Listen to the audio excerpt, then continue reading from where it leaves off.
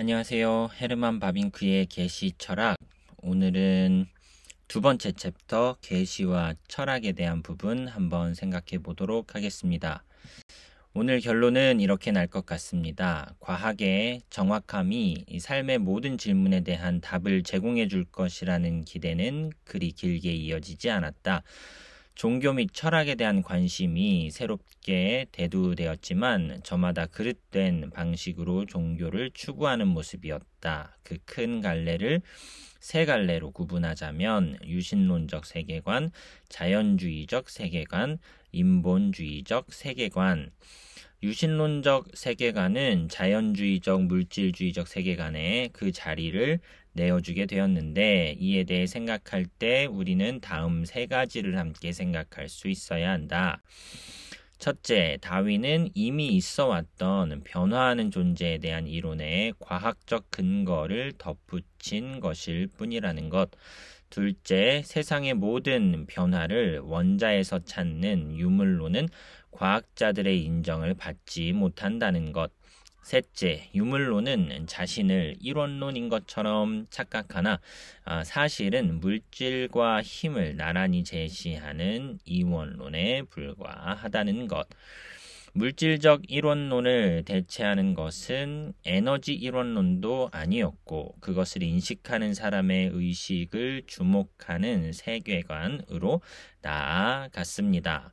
사람들은 주관적인 정신보다 객관적인 경험의 주체에 관심을 가졌고, 개인적인 경험보다는 선험적 경험, 즉 보편적 경험에 관심을 가졌죠. 다양한 형태의 이론론은 선명한 정의를 갖지 않는 범신론과 연관되기도 합니다. 유물론이든 범신론이든 이론론의 범주 안에 있는 사상일 뿐, 이 중 어떤 것도 의식과 의식의 내용물 사이의 구별을 감추는 가장에 지나지 않는다라고 바빙크는 평가하죠. 이론론을 향한 비판은 실용주의라는 새로운 철학적 사고의 등장으로 급물살을 타게 되었다, 이렇게 표현해 보았는데요. 하지만 실용주의 역시 경험론과 마찬가지로 과학이라는 거대한 호텔 안에 머무는 투숙객 정도 아닌가 생각해 볼 일이다. 이 지점에서 우리는 사실이란 무엇인가에 대한 질문을 해볼 필요가 있다. 실용주의자들에게는 이 세상은 주어진 통일체가 아니라 발전되어 가는 중인 어떤 것으로 여겨지죠. 따라서 신정론은 그들의 관심사가 아니며 세상은 반드시 진보할 것이라고 기대합니다. 이는 구원의 힘이 이 세상 속에, 인간 속에 내재해 있다는 세계관인 셈이다. 오늘의 본론 시작해 보도록 하겠습니다. 본격적으로 이 주제에 들어가면서 우리는 철학적 사고가 현재 가진 지위를 통해 우리가 격려받을 수 있다는 사실을 깨달아야 한다. 철학이 경멸의 대상에서부터 따뜻한 관심을 받는 존재가 된 이유가 분명 존재한다. 자연과학은 지난 세기 동안 자신들의 승리를 축하하며 진보해 나갔다. 해결로부터 촉발된 열정은 냉철한 각성에게 그 자리를 내어주었고, 사람들은 모든 형이상학으로부터 등을 돌리게 되었다. 사람들은 과학의 정확함이 언젠가는 삶의 모든 질문들을 해결할 수 있을 만큼 만족스러운 답변을 줄 것이라는 허황된 망상에 잠시 빠져 살았다. 그러나 우리는 모르고 앞으로도 모를 것이다의 원리는 사람들을 꿈에서부터 깨어나게 만들었다.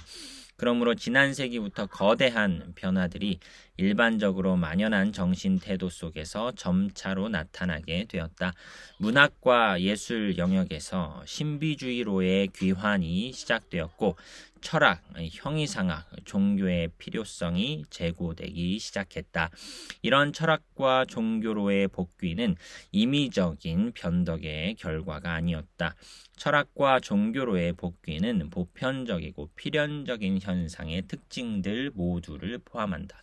이는 단순히 한 사람이나 어떤 한 사회의 한 계층에만 국한되지 않는다. 오히려 이런 복귀는 많은 나라들과 다양한 계층의 사람 사람들 속에서도 드러났다.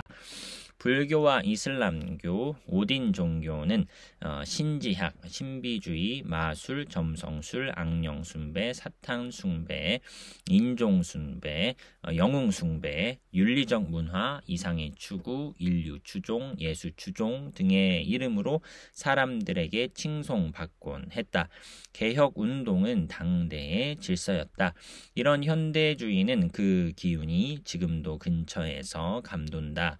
이런 경향은 다양한 갈래로 발전되었지만 다음과 같은 공통된 특징 두 가지를 가진 채 발전했다. 첫째는 질서와 규모 없이 자기 멋대로 사고하는 자율성 원리이고, 둘째는 스스로의 의지로 구원에 이를 수 있다고 생각하는 자력 구원 원리이다.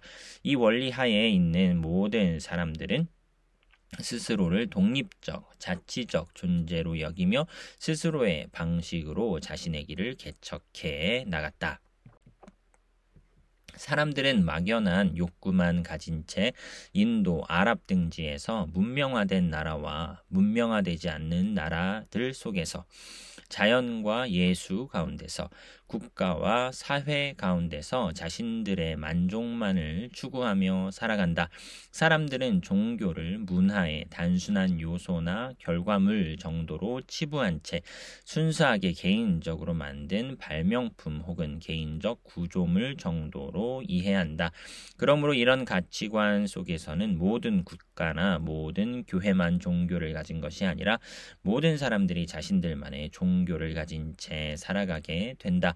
결국 우리는 현대인의 종교, 보통 사람의 종교, 예술가의 종교, 과학자의 종교, 물리학자의 종교라는 말을 너무나도 쉽게 듣게 된다.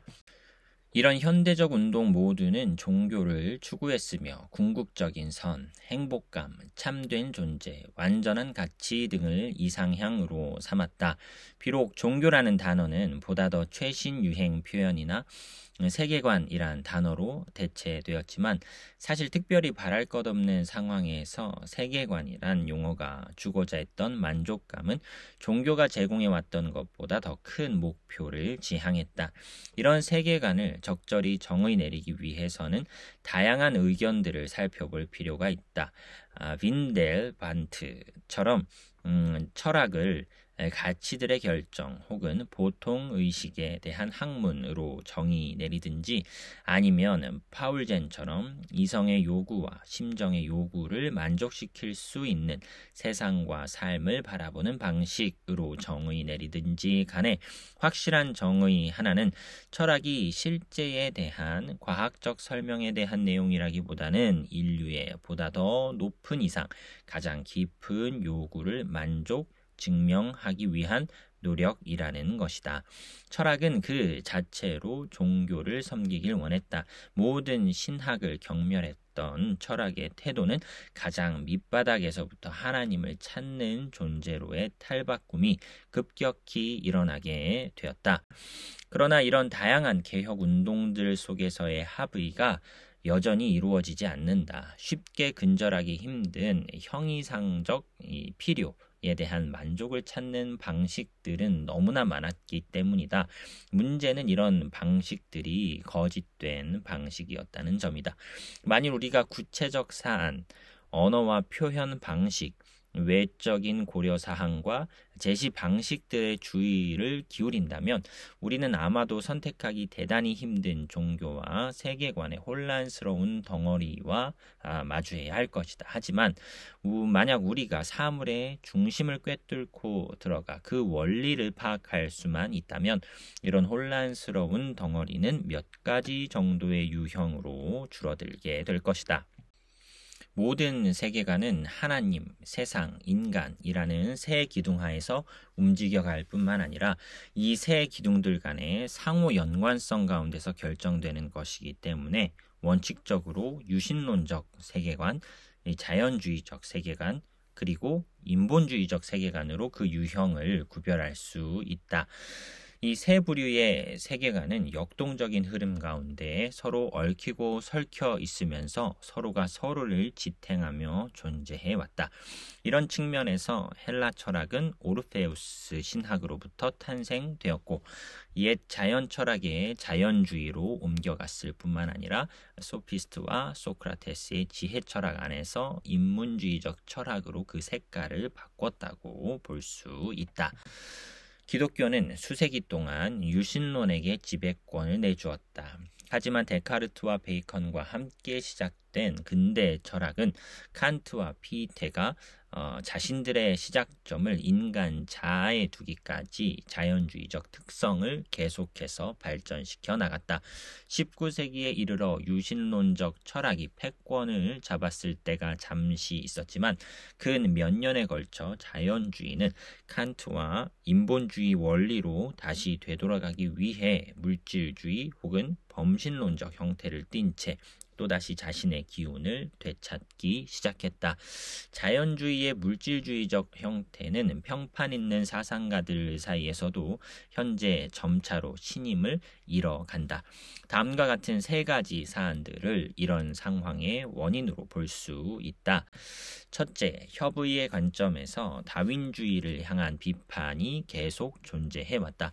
꼭 기억해야 할 사실 중 하나는 다윈이 진화 개념의 주창자가 아니라는 점이다. 진화 개념은 다윈이 태어나기 훨씬 전부터 있어 왔던 개념이다.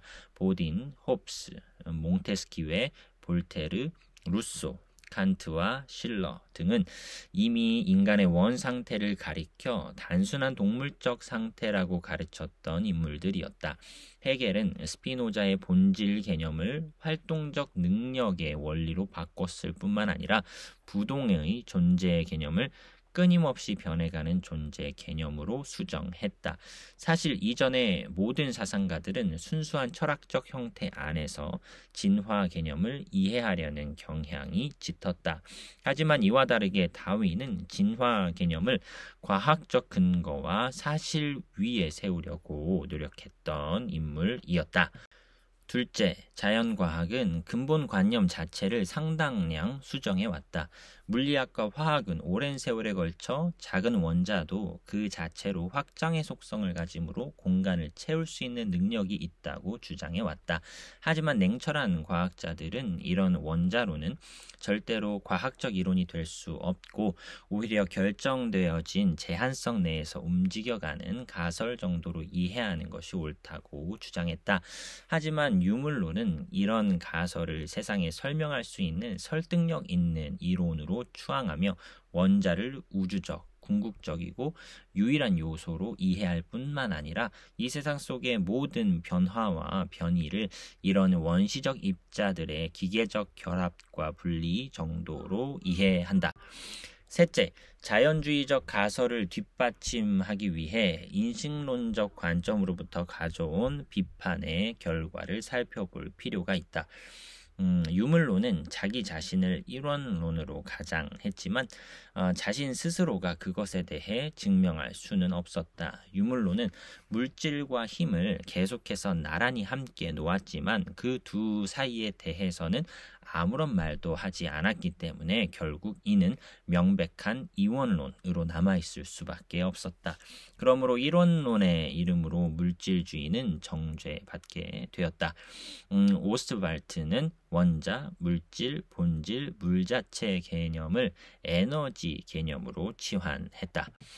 하지만 물질적 이론론을 대체하기 위해 오스트발트가 주장했던 에너지 이론론조차도 궁극적으로 자기 자신을 영구적으로 증명해내지는 못했다.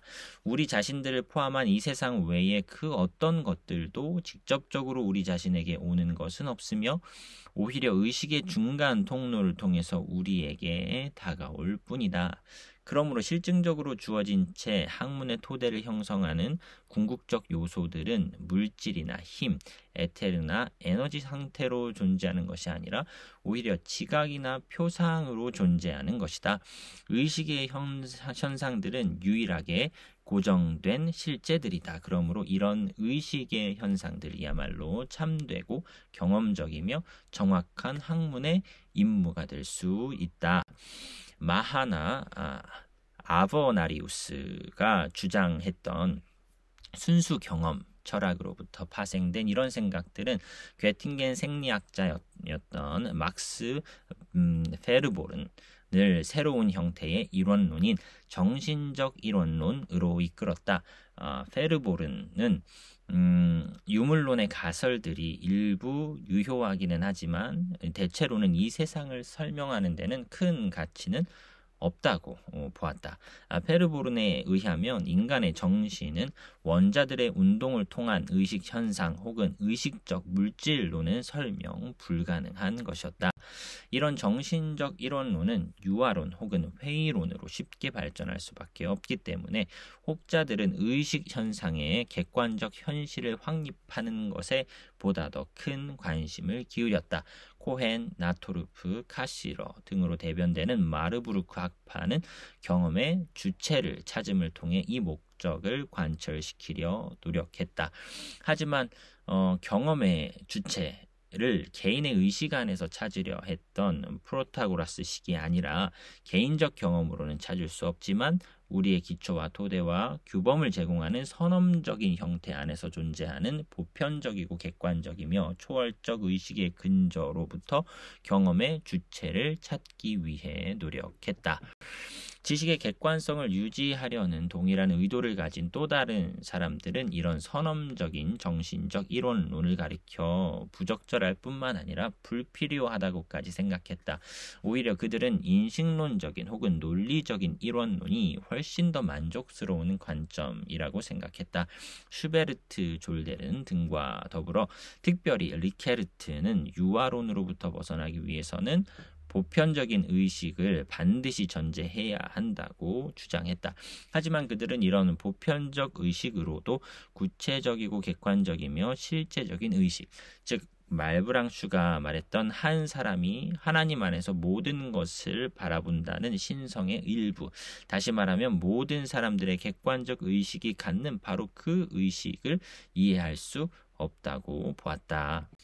이론론을 구해내기 위한 몇 번의 시도들을 공평하게 검토한다 해도 이론론적 운동의 역사가 그 자체로 충분한 비판점들을 불러일으켰던 사실에 대해서는 부인할 수 없다.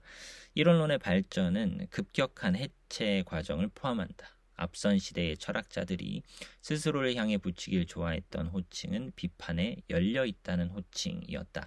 이는 비교적 최근에 만들어졌으며 특히 범신론을 매력적으로 부르기 위한 유행 속에서 발견 가능하다. 이 범신론이라는 표현은 그 용어 안에 선명한 의미를 덧붙이기 힘든 이유로 그 의미가 다수 불분명한 표현이라고 볼 수 있다. 모든 가능한 체계들 혹은 불가능한 체계들도 최소한 그 호칭을 정해 붙일 수 있다. 이런 측면에서 우리는 물질주의적, 범신론적, 병행론적, 에너지적, 정신적, 인식론적, 논리적 이론론이라는 말을 들을 수 있을 뿐만 아니라 동시에 경험론적, 비평적, 이상주의적, 자연주의적, 형이상학적, 구체적, 내재적, 실증주의적, 그 외에 다양한 형태의 이론론이라는 말도 들을 수 있다는 것이다. 이론론이라는 호칭은 자신의 사상과 다른 모든 체계를 이원론으로 상정한 후 학문적이지 않은 사상이라고 낙인 찍길 원했던 해켈의 범신론적 유물론에 영향을 받은 것이다. 해켈은 자신의 순수 이론론을 통해 하나님과 세계, 영혼과 육체, 물질과 힘이 동시에 한 번에 존재하는 단일 본질이라고 생각했다. 해켈은 순수 이론론이야말로 근대 자연과학이 헌신하는 세계관이라고 생각했다. 해켈이 정죄한 것은 초자연적인 요소들이 아니라 자연과학이 주장하는 기계론과 다르거나 혹은 그보다 더 높은 일련의 힘들이었다. 유물론과 범신론 사이에서 동요했던 해켈 그 자신도 자신의 본질을 하나님과 세상 모두로 보았으며 자신의 원자를 삶과 의식의 원리애로 돌렸을 뿐만 아니라 천진스럽게 나타나는 이율배반을 무의식 속에서 드러낸 인물이었다. 이론론이라는 이름은 하나님과 세상, 정신과 물질, 생각과 확장, 존재하는 것과 에너지가 되어가는 것. 물리적 에너지와 정신적 에너지, 오스트발트와 페르보른의 생각을 빌리자면 의식과 의식의 내용물 사이의 구별을 감추는 가장일 뿐이다. 이론론은 선험적 공리를 버리고 선결 요청의 원리에 명백히 이른 후 측정할 수도 없고 측정되어질 수도 없는 기준점을 세상에 적용하는 것인가. 하지만 이 세상은 우리가 상상할 수 있는 것보다 훨씬 더 복잡하고 훨씬 더 풍성하다.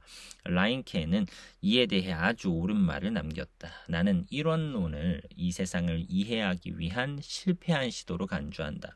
통합을 향한 열망은 당연한 것이지만 그것이 우리의 세계관을 이해하는데 결정적인 비중을 차지하게 해서는 절대 안 된다. 가장 중요한 질문은 무엇이 우리를 기쁘게 만들 것인가가 아니라 무엇이 진실인가이다.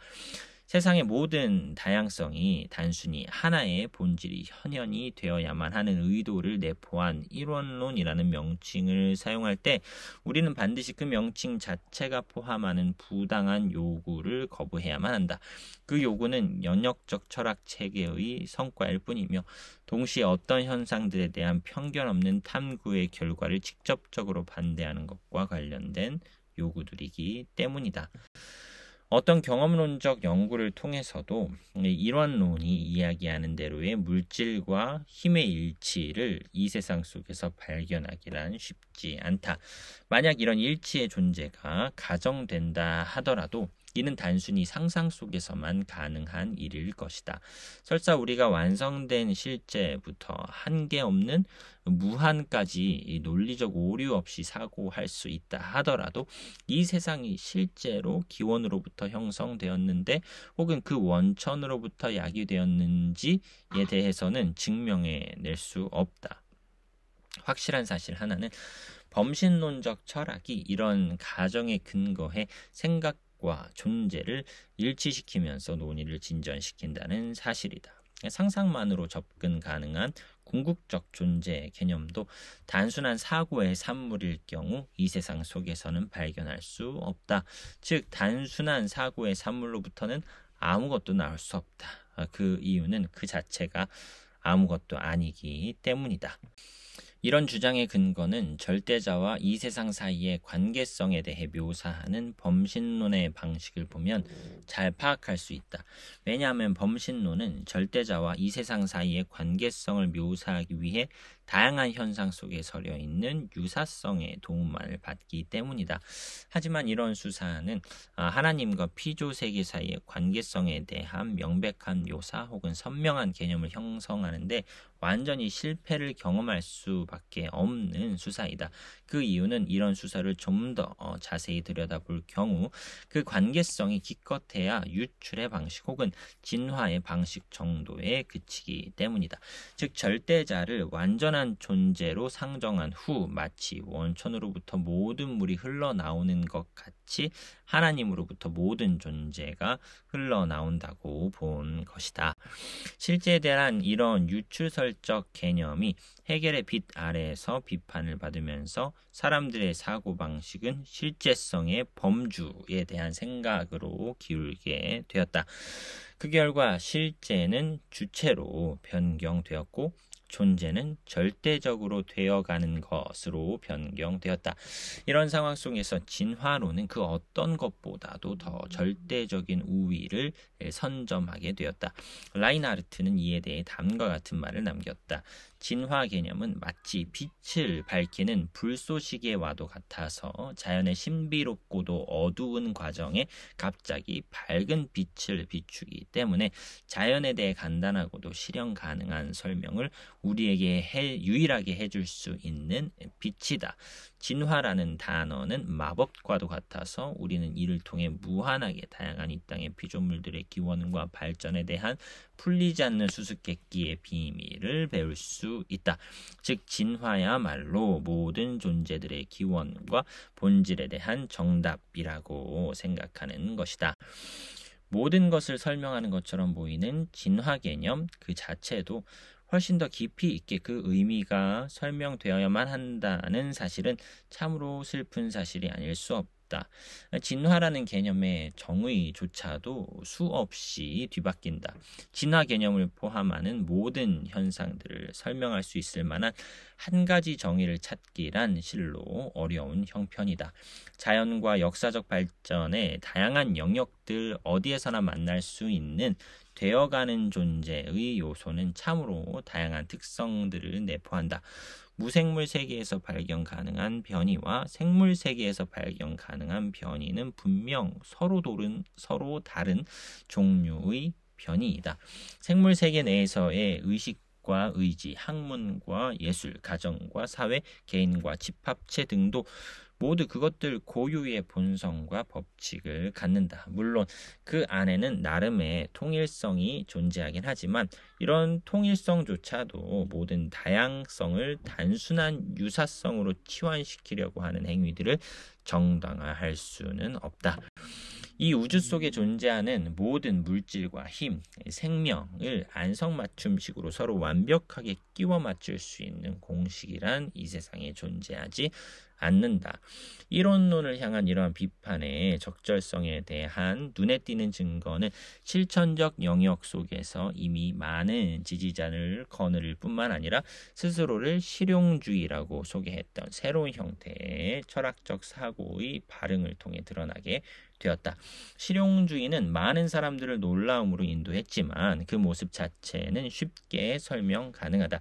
자연주의가 순수한 유물론에서부터 범신론으로 넘어간 상황은 생명, 정신, 영혼의 개념으로 철학이 이동한 것과 마찬가지 상황이라고 볼 수 있다. 이미 밝혀진 대로 만약 철학이 생명, 정신, 영혼 개념의 기원을 마지못해 인격적 하나님 안에서 찾는다면 사람을 제외하고는 그 기원에 대한 어떤 발판도 찾을 수 없을 것이다.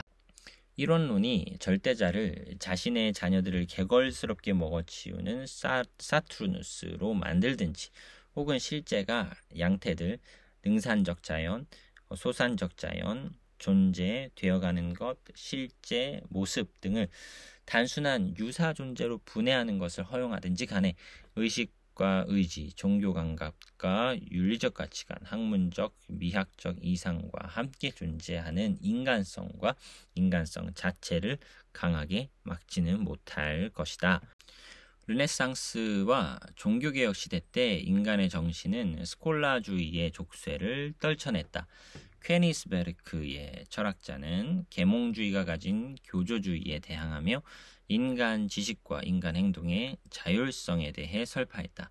19세기에 이르러 이론론이 기세를 얻게 되었고 국가 영역과 개인의 삶 속에서 사회주의란 이름으로 동맹들을 찾기 시작했다. 이로 인해 새로운 감각의 인격성이 탄생될 날이 머지않게 되었다.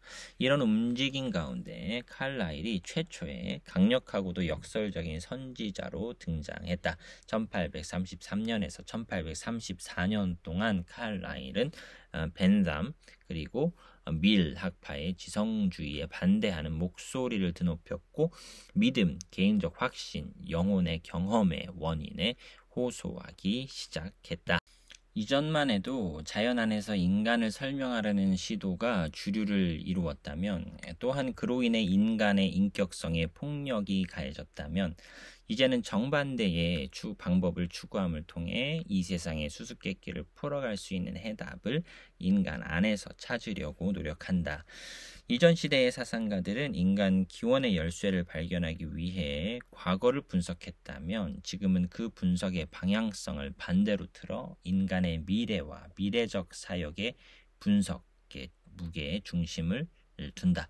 이전 시대의 사람들은 과거의 산물로서의 자신을 알 수 있을 뿐이다. 하지만 지금은 우주의 창조자로서의 자신을 알게끔 놔두라고 외친다. 이 정도면 인간 안에서 진화가 절정에 이르렀다는 사실이 명백하지 않은가. 이런 상황 가운데 인격은 가장 소중한 산물이 되었으며 자연발전 과정에 가장 가치 있는 정수가 되어버렸다. 저마다 괴테의 말, 즉 이 세상 사람들의 가장 큰 행복은 오직 인격 안에서 찾을 수 있다라는 말을 기쁨으로 수용하며 인용한다. 철학 이론으로서의 실용주의는 절대로 고립된 독립된 채로 홀로 서 있지 않는다. 오히려 실용주의는 놀라울 정도로 되풀이되는 정신운동과 밀접한 관련을 맺은 채 존재한다. 실용주의에 대한 첫인상은 철학 내에서 일반적으로 적용되었던 방식들과는 다른 형태의 새로운 방법을 제공하는 철학 정도로 이해되곤 했다.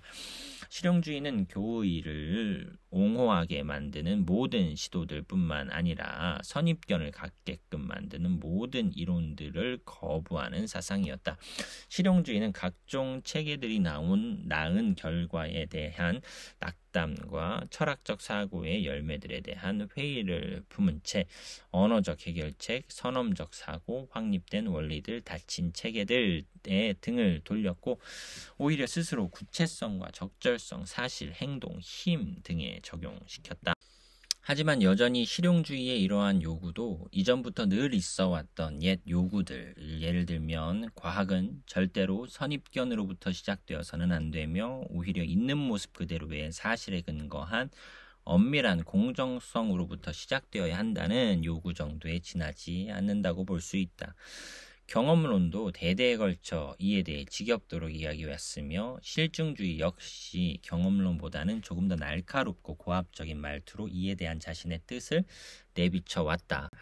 이런 요구를 해왔던 실용주의에 몸담은 학파들은 자신들이 철학이라는 울타리 밖에 서 있을 뿐만 아니라 모든 선입견들로부터 완전하게 자유롭다는 순진한 생각 아래서 행동했다. 실용주의는 실러의 입술을 통해 이런 확신을 더욱더 강하게 품게 되었고 서로 다른 방에 묵는 투숙객들이 밖으로 나오려면 반드시 통과해야 할 호텔 복도 혹은 호텔 통로와 자기 자신을 비교하기 시작했다. 하지만 이런 생각은 한낱 선의 망상에 불과했다. 경험론도 과학이라는 위대한 호텔 안에 투숙하는 다른 투숙객들과 다름없었고 그 호텔의 다른 투숙객들처럼 하나의 분리된 방을 차지할 뿐이었다. 모든 경험론자들은 지식을 추구하는 가운데 생각이야말로 반드시 경험에 근거해야 하며 과학을 세우기 위한 토대는 자연적 사실 혹은 역사적 사실 외에는 없을 것이라고 인식했던 사람들이었다. 경험론에 의하면 무엇인가를 보기 위해서는 반드시 눈을 열어야 하며 무엇인가를 듣기 위해서는 반드시 귀를 열어야 한다. 심지어 아리스토텔레스를 극진히 숭상했던 중세 스콜라주의조차도 모든 지성적 지식은 감각으로부터 시작한다라는 원리를 인지했다. 하지만 사실을 발견하고 관찰하고 정리하고 조직화하는 탐구자들의 개성에 영향을 입은 혹은 영향을 입어야만 하는 다양한 의견들은 늘 만들어졌고 현재도 만들어지는 형편이다. 그럼에도 불구하고 어떤 이견도 없는 공식적인 기준은 늘 존재해 왔는데 그것은 바로 과학은 반드시 사실에 근거해야 한다는 것이었다. 하지만 이런 기준에 복종해야 한다면 늘 우리를 몰아세웠던 실용주의조차도 사실은 잘 알려져 있을 뿐만 아니라 거의 모든 사람들에게 인정받아왔던 원리를 반복하는 사상에 지나지 않는다. 사실이란 무엇인가? 사실들을 어떻게 발견할 수 있는가? 사실들을 어떻게 분류하고 어떻게 구체적으로 설명할 것인가? 라는 질문에 이를 때에야 비로소 차이점들이 보이기 시작할 것이다. 실용주의는 실제에 대한 논의를 유물론적 철학 혹은 선험적이고도 교의적인 범신론으로 여겼으며 형상들의 실제를 인식하고 의식적으로 목격 가능한 사실들을 형상으로 인정했던 모든 철학들을 재단하며 판결했다. 그러므로 실용주의는 모든 포괄적인 개념들, 예를 들면 하나님, 절대자, 세상, 영혼, 물질, 힘, 시간, 공간, 진리, 본질, 원인, 언어, 종교, 도덕과 같은 개념들을 객관적인 실제들에 대한 명칭으로 이해하지 않고 오히려 특정 형상들, 즉 편의를 위해 생각의 도구들을 한데 모은 것 정도로 이해했다.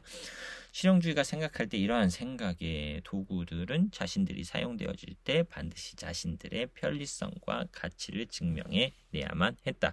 이러므로 이런 생각의 도구들은 결코 투자된 자본이 아니라 언제든지 변동 가능한 현재 가진 동전일 뿐이다. 실용주의자들에게 이 세상 그 자체는 어떤 통일성도 어떤 유기성도 어떤 질서도 없다. 오히려 세상 속에는 각종 현상들이 가진 명명백백한 다양성, 무한량의 사실들, 진료 그리고 혼돈만 있을 뿐이다.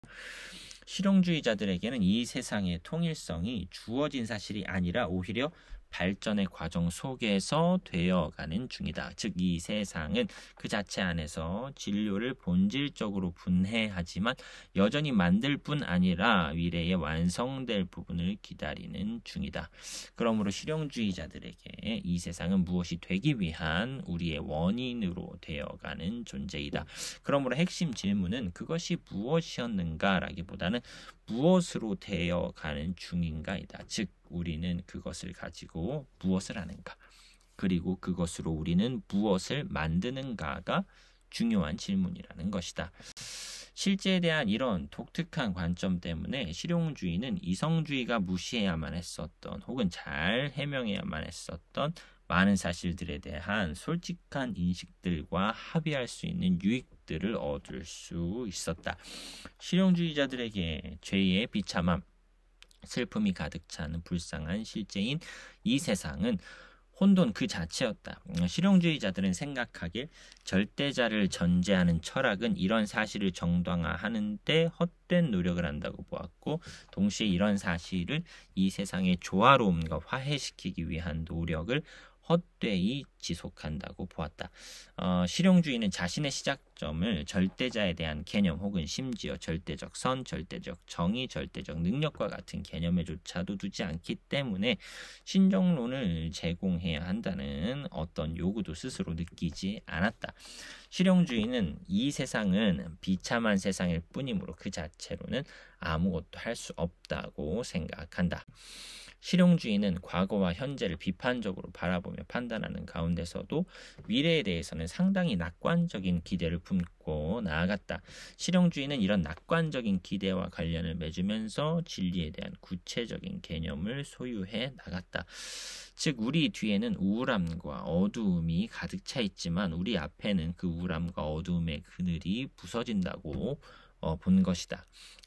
그 이유는 진화 개념이 인간을 생산해낼 정도로 발전의 발전을 거듭해왔고, 이 진화 개념이 인간의 헌신함을 통해 이 세상의 진보가 시작될 것이라는 믿음이 있었기 때문이다. 그러므로 인류는 이 세상이 어떻게 되어가느냐에 달려 있다. 하지만 사실 이런 관점은 미래를 불확실하게 만들 뿐이다.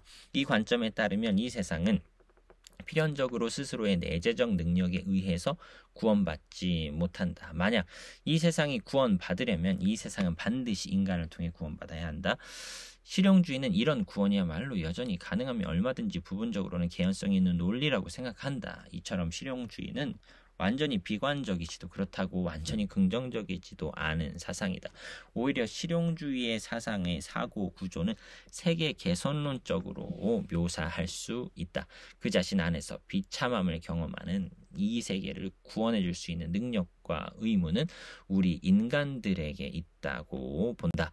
실용주의에 의하면 인간들은 이런 능력을 갖는다. 실용주의에 의하면 인간들은 소위 말하는 상식, 즉 이성주의 관점 하에서 칸트가 상상했던 바로 그 타고난 지식의 선험적 형태를 본능적으로 갖고 태어난 존재가 아니었다. 오히려 개념, 범주, 사고법칙의 모든 내용물을 담은 지성은 존재의 경쟁 속에서 진화되어 갔다고 보았다. 그 이유는 지성은 인생사 속에서 실천적으로 중요하고 가치가 있다고 증명되었기 때문이다. 실용주의 관점에서 결과적으로 봤을 때 진화를 거듭했던 이런 지성이야말로 진리에 대한 유일한 기준점이었다. 진리의 기준점은 더 이상 외부적 실제에 대한 동의와 상관없게 되었다. 그 이유는 진리는 오직 인간 안에 존재하는 것이지 인간 밖에 존재하는 것이 아니라고 생각했기 때문이다. 실용주의에 의하면 이 세상이 일반적으로 그렇게 흘러가듯이 진리는 존재하는 것이 아니라 되어가는 것이다. 진리는 지식과 자유의지의 삶의 경험 속에서 그것 자체가 유용하다는 사실에 동의하는 것일 뿐이다. 그러므로 진리의 변화무쌍함과 상대성은 본질적으로 진리와 함께 거한다고 보았다. 결국 모든 의식의 가능성을 뛰어넘는 완전한 형태의 유일한 진리는 존재하지 않는다고 보며 그 결과 모든 진리는 변동 가능성 아래에 위치할 수밖에 없다. 있게 된다. 모든 진리는 삶에 어떤 가치를 부여해 줄 수 있는가로 측정되기 때문에 이런 진리는 매일매일 뒤바뀔 수 있게 되는 것이다. 실용주의자들에게 과학 그 자체는 우리에게 어떤 객관적 실제에 대한 지식도 줄 수 없다. 과학이 할 수 있는 것 전부는 실제를 사용할 수 있는 도구를 우리에게 제공하는 것뿐이다. 과학은 완전한 진리를 제공해 줄 수 없으며 오히려 상대적이고도 실천적인 진리만을 제공해 줄 뿐이다. 과학은 필수적인 법칙에 대해서도 가르쳐 주지 않는다. 오히려 불확정적 법칙만을 가르쳐 줄 뿐이다. 만약 과학이 가장 유용하다면 그 과학 체계는 가장 진리에 가까운 진리가 될 수 있다. 진리, 종교, 도덕, 문명 모두는 삶에 종속되어 있고 삶에 굴복된 상태로 존재한다. 실제는 이 쉽지 않은 존재일 뿐만 아니라 혼돈 그 자체이기도 하다.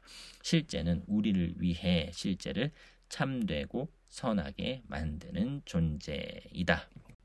오늘의 내용 이렇게 정리해 보았습니다. 과학의 정확함이 삶의 모든 질문에 대한 대답을 제공해 줄 것이라는 기대는 그리 길게 이어지지 않았다. 종교 및 철학에 대한 관심이 새롭게 대두되었지만 저마다 그릇된 방식으로 종교를 추구하는 모습이었다. 그 큰 갈래를 세 갈래로 나누자면 유신론적 세계관, 자연주의적 세계관, 인본주의적 세계관이 있다. 유신론적 세계관은 자연주의적 물질주의적 세계관에 그 자리를 내어주게 되었는데 이에 대해 생각할 때 우리는 다음 세 가지를 함께 생각할 수 있어야 한다. 첫째, 다윈은 이미 있어 왔던 변화하는 존재에 대한 이론에 과학적 근거를 덧붙인 것일 뿐이라는 것. 세상의 모든 변화를 원자에서 찾는 유물론은 과학자들의 인정을 받지 못한다는 것. 셋째, 유물론은 자신을 이론론인 것처럼 착각하나 사실은 물질과 힘을 나란히 제시하는 이원론에 불과하다는 것. 물질적 이론론을 대체하는 것은 에너지 이론론도 아니었고 그것을 인식하는 사람의 의식을 주목하는 세계관인 정신적 이론론으로 나아갔습니다. 사람들은 주관적인 정신보다 객관적인 경험의 주체에 관심을 가졌고 개인적 경험보다는 선험적 경험, 즉 보편적 경험에 관심을 가졌습니다. 다양한 형태의 이론론은 선명한 정의를 갖지 않는 범신론과 연관되기도 하는데요. 유물론이든 범신론이든 이론론의 범주 안에 있는 사상일 뿐 이 중 어떤 것도 의식과 의식 내용물 사이의 구별을 감추는 가장에 지나지 않는다.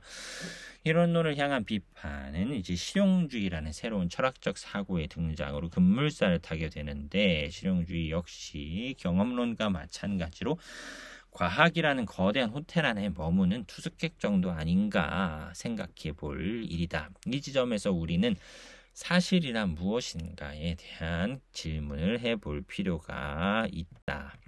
실용주의자들에게 이 세상은 주어진 동일체가 아니라 발전되어 가는 중인 어떤 것으로 여겨지죠. 따라서 신정론은 그들의 관심사가 아니며 세상은 반드시 진보할 것이라고 기대합니다. 이것은 구원의 힘이 이 세상 속에 인간 속에 내재해 있다는 세계관인 셈인 것이죠. 오늘 계시와 철학의 첫 번째 파트 정리해 보았습니다. 다음 시간에 계시와 철학 두 번째 파트, 세 번째 챕터 함께 해보도록 하겠습니다. 오늘도 긴 시간 수고 많으셨습니다.